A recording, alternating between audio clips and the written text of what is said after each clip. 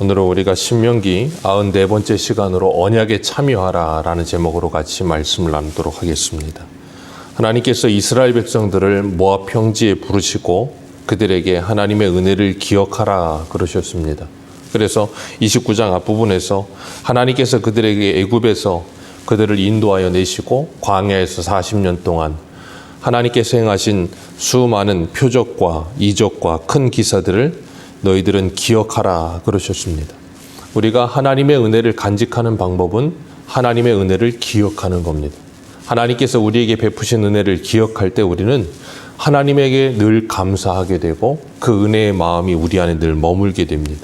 그래서 하나님께서는 이스라엘 백성들에게 그 하나님의 은혜를 기억하게 하시고 그 은혜를 늘 간직할 수 있도록 하나님께서 말씀으로 그들을 깨우고 계시는 거예요. 그래서 9절 말씀을 보면 그런즉 너희는 이 언약의 말씀을 지켜 행하라. 그리하면 너희가 하는 모든 일이 형통하리라 그러셨습니다. 하나님의 언약의 말씀을 기억하고 지켜 행하는 것, 그것이 형통한 길이라 그러셨어요. 하나님께서는 이사야 55장에서도 하나님의 말씀이 하나님의 입에서 나가서 그냥 돌아오는 것이 아니라 하나님의 뜻을 이루는 것이 형통이라 그러셨습니다. 하나님은 우리 개인 각자에게 하나님의 뜻을 두시고 하나님의 말씀이 이루어지도록 우리를 부르고 계세요. 그래서 우리는 그 말씀이 우리 안에 이루어진다면 그 현실이 어떠한 현실이든 그것은 우리에게 형통한 길이라는 것을 기억해야 될 줄로 믿습니다. 하나님께서 이스라엘 백성들과 언약을 맺으시는데 그 언약의 내용이 13절이었어요. 13절에 내가 오늘 너를 세워 자기 백성을 삼으시고 그는 친히 내 하나님이 되시려 함이라 그러셨습니다. 하나님께서 이스라엘 백성들을 출애굽하실 때부터, 그래서 시내산에서 언약의 말씀을 주실 때부터 레위기 19장에 보면 나는 내 하나님이 되고 너희는 내 백성이 되리라 하는 그 언약을 주셨어요. 그 언약을 주시면서 그들을 계속해서 가나안 땅까지 이끄시는 겁니다. 10절을 보면 그 언약의 대상자들이 나오고 있는데 수령과 지파와 장로들과 지도자들과 모든 남자, 거기에서 그치는 것이 아니라 11절을 보면 유아들과 아내와 진중의 객과 너를 위해 나무 패는 자들까지 물 깃는 자들까지도 전부 다 하나님 여호와 앞에 서 있는 것이라 그러셨어요. 그 당시에는 이 20세 이상의 남자들만을 이 숫자에 넘버링했습니다. 왜 그런가 하면 전쟁에 나갈 수 있는 사람들만은 숫자에 셌고 여자들이나 아이들은 숫자에 넣지도 않았어요. 왜냐하면 이 당시에는 여자들을 잘 이 사람의 숫자에 표기를 하지 않을 때였습니다. 그런데 하나님은 이미 그들이 애굽에서 나와서 광야 생활을 하고 있을 때부터 그리고 가나안 땅에 들어가기 전부터 하나님은 하나님의 언약 가운데 그들을 다 기록하고 세고 계시는 거예요. 그리고 거기에는 객까지도 나무 패는 자와 물 깃는 자까지도 하나도 빠지지 않고 전부 다 그들을 기억하고 하나님의 언약의 참여자들로 하나님께서 말씀하고 계시는 겁니다. 그것은 하나님께서 하나님의 택한 백성들을 부르실 때 애굽에서 나올 때부터 이스라엘 백성들만 나오는 것이 아니라 중단, 잡족들이 함께 나왔다 그렇게 표현하고 있어요, 성경은. 하나님의 구원에는 어떤 인종이나 나이나 성별이나 그런 것이 차별이 없이 어느 누구에게든지 하나님께서는 하나님의 구원을 열어두셨다라고 말씀하시는 거예요. 그렇기 때문에 그 구별이 없음이라고 하는 것은 어느 누구에게나 가치 없는 사람이 없고 하나님의 택한 백성은 누구든지 하나님의 자녀가 될 수 있다라는 것을 오늘 우리에게도 말씀하시는 겁니다. 그런데 이런 하나님의 마음이 우리에게 그대로 전달되어야 하는데 야고보서를 보면 교회 안에서도 때로는 사람을 차별하는 경우가 있어요. 그래서 남루한 옷을 입은 사람은 교회에 들어오는 것도 달가워하지 않고 손과 금가락지를 끼고 좋은 옷을 입고 오는 사람은 그 교회에 좋은 자리에 앉히는 그런 안타까운 모습도 교회 안에, 초대교회 안에도 있었어요. 그건 오늘날도 분명히 있을 수도 있습니다. 하나님께서는 우리들에게 그것을 경계하게 하시면서 어느 누구든지 하나님의 언약의 참여자들은 동일한 자들이라는 것을 우리에게 가르치고 계시는 겁니다. 그리고 그들을 귀히 여길 줄 알아야 된다는 걸 말씀하고 계세요. 그래서 교회에서부터 차별이 없는 세상을 만들어가며 하나님의 나라가 이루어질 것을 우리들에게 말씀하시는 거예요. 그래서 이 누가복음과 사도행전을 쓴 이 누가도 그 수신자였던 데오빌로를 향해 편지를 써보낼 누가복음 1장을 보면 데오빌로 카카요라는 표현을 쓰는데, 그 누가복음을 쓰고 난 후에 사도행전을 쓸 때는 데오빌로여라는 표현을 써요. 그만큼 그들이 예수 그리스도 안에서 가까워졌고, 그러면서 카카라는 칭호가 사라지기 시작해요. 그 말은 교회 안에 우리는 예수 그리스도 안에서 평등하다는 거예요. 분명히 교회 안에 직분의 차이는 있고 역할의 차이는 있을 수 있습니다. 직분에 따라서, 성별에 따라서 역할이 다를 수 있어요. 그러나 그것은 성별이 다르고 직분이 다르다고 해서 존재의 차이가 있는 건 아니에요. 우리가 그것에 대한 분명한 인식이 있어야 되는 거예요. 그리고 하나님의 언약은 오늘 본문에 보면 이 4절 말씀, 오늘 본문 앞에 4절 말씀에 보면 오늘까지라는 표현이 있고, 10절에도 보면 오늘이라는 표현이 있고, 12절에도 오늘 내게 하시는 맹세의 그런 표현이 있고, 13절도 오늘 너를 세워라는 표현과 15절에도 오늘 우리 하나님이라는 표현이 계속해서 나오고 있어요. 반복해서 오늘이라는 표현이 나오고 있습니다. 그러면서 13절을 한번 읽어보겠습니다. 시작. 여호와께서 내게 말씀하신 대로 또 내 조상 아브라함과 이삭과 야곱에게 맹세하신 대로 오늘 너를 세워 자기 백성을 삼으시고 그는 친히 내 하나님이 되시려 함이니라. 아멘.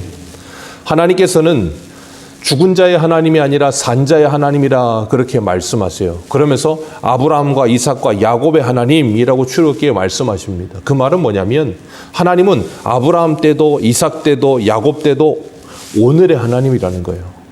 그 말은 하나님께는 과거, 현재, 미래가 없으시다는 거예요. 하나님은 영원하신 하나님이십니다.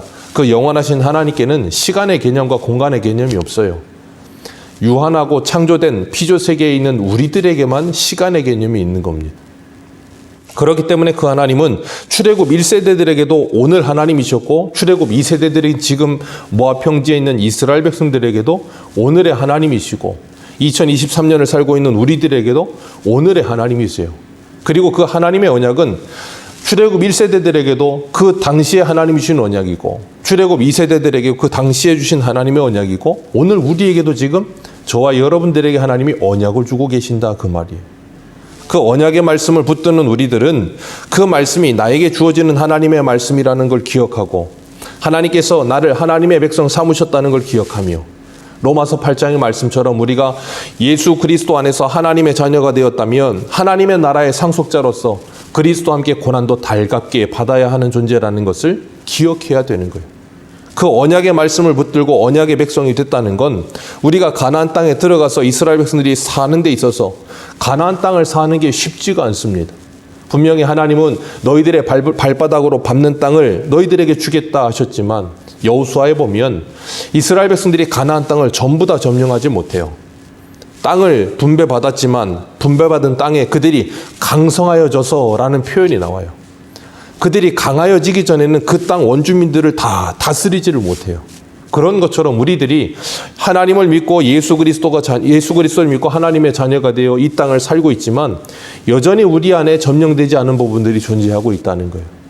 그것들을 우리가 점령하는 일, 그걸 위해 우리는 뭐 해야 되냐면 우리의 발바닥으로 밟는 땅을 주신다고 하신 말씀처럼 하나님의 말씀을 따라 영적인 싸움에서 승리하는 그 싸움이 있다는 거예요. 그렇기 때문에 신앙의 생활은 결코 녹록진 않죠. 그러나 하나님께서 우리들에게 그 싸움을 싸우게 하셨고 그 싸움을 넉넉히 이기게 하십니다. 우리의 군대 대장 예수 그리스도께서 그 승리를 승리하셨기 때문에 우리에게도 그 승리를 이미 보장하신 거예요. 그래서 우리는 사단을 대적하면 사단은 우리를 피하게 되어 있습니다.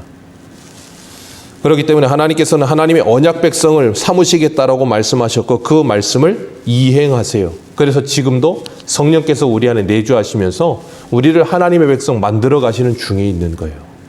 우리는 그 성령의 인도하심을 받으며 날마다 아침을 깨워 기도하고 일상생활 가운데 깨어 기도하면서 우리가 우리의 육체의 소욕이 제어되고 성령의 소욕을 따라 살아갈 수 있도록 그 신앙의 훈련이 있어야 될 줄로 믿습니다. 이 땅에서도 언약을 맺는다는 건 참 중요한 거예요. 우리가 결혼을 할 때 혼인 서약을 합니다. 남녀가 결혼을 하면서 남이었던 사람들이 모여 한 몸이 되고 가족이 되죠. 그러면서 약속을 합니다. 죽을 때까지 이 사랑을 변하지 않겠다 하고 사랑과 신뢰를 약속해요. 그리고 서로 이 서약을 기념하면서 반지를 나눠 끼죠. 그리고 반지를 보면서 우리는 뭐예요? 그게 무슨 예물 반지라고 말을 하지만 그건 그냥 언약의 링이에요. 그래서 우리가 일상생활 속에서 그걸 바라볼 때 뭘 기억해요? 내가 결혼한 배우자를 기억하고 그 배우자와 사랑과 신뢰를 약속한 걸 기억하면서 어디 가서든 나는 결혼한 사람이고 나에게는 내 배우자가 있다는 것이 확인되고 그리고 사람들에게 확인시키는 것이 되는 거예요. 그래서 그 언약을 기억하고 늘 그 언약 속에 살아가며 언약을 소중하게 여기는 거죠. 그런 것처럼 우리는 이 하나님께서 너희는 내 백성이 되고 나는 너희 하나님이 되리라. 이 언약을 누가 이루세요? 예수 그리스도께서 이루십니다. 그래서 우리는 마치 결혼할 때 그 결혼 반지를 바라보게 되듯이 우리는 표어처럼 예수 그리스도를 바라보는 거예요. 예수 그리스도를 바라보면서 하나님의 언약을 기억하게 되는 거죠. 그래서 우리는 이 말씀을 통해서 구약은 오실 메시아를, 신약은 오신 메시아를, 그리고 다시 오실 메시아를 우리들에게 뭐예요? 계속 소개하고 가르쳐주고 있는 거예요. 그래서 우리는 그 언약 속에 있는 하나님의 백성들이라는 것을 기억하고 그 예수 그리스도가 나의 죄 때문에 십자가에 죽으셨다는 것을 기억하며 그 언약의 말씀 밖으로 나아가지 않기 위해 날마다 뭐예요? 날마다 우리의 모습을 되돌아보는 신앙의 훈련이 있어야 된다는 거예요. 오늘 15절 말씀 같이 한번 읽겠습니다. 시작. 오늘 우리 하나님 여호와 앞에서 우리와 함께 여기 서 있는 자와 아멘. 여기 서 있는 자, 언약의 지금 관계 속에 서 있는 자들뿐 아니라 여기 서 있지 아니한 자, 여기 서 있지 않은 자가 누구겠어요? 오늘 우리들일 것이고 이 당시에 출애굽 2세대들에게는 그 이후의 사람들일 것이고 그 후손들일 수도 있을 거예요. 그렇기 때문에 하나님의 언약은 시공간을 초월하며 혈통을 초월하죠. 그러니까 지금 우리가 이 말씀을 듣고 있는 지금 이 시간 우리들에게 하나님의 언약을 주시는 것이고 이 언약을 듣지 못하고 있는 우리 집에 있는 우리 배우자들, 자녀들, 우리 가족들 그리고 우리 주변에 나와 연결되어 있는 모든 사람들이 바로 이 15절 말씀에 들어가고 있는 사람들이에요. 여기 함께 있지 아니한 자들. 우리는 그 자들에게, 그런 자들에게, 그리고 그 가족들에게 어떻게 해야 됩니까? 가서 하나님의 언약의 말씀의 증인으로서의 삶을 살아야 되는 거예요. 그러면서 그들에게 하나님의 언약이 무엇인지를 보여줄 수 있어야 되고 가르쳐 줄 수 있어야 되고 그들도 그 언약에 참여할 수 있도록 분명히 말씀하셨어요. 10절과 11절에 어느 누구도 상관없이 그 하나님의 언약에 참여할 수 있다라고 말씀하셨어요.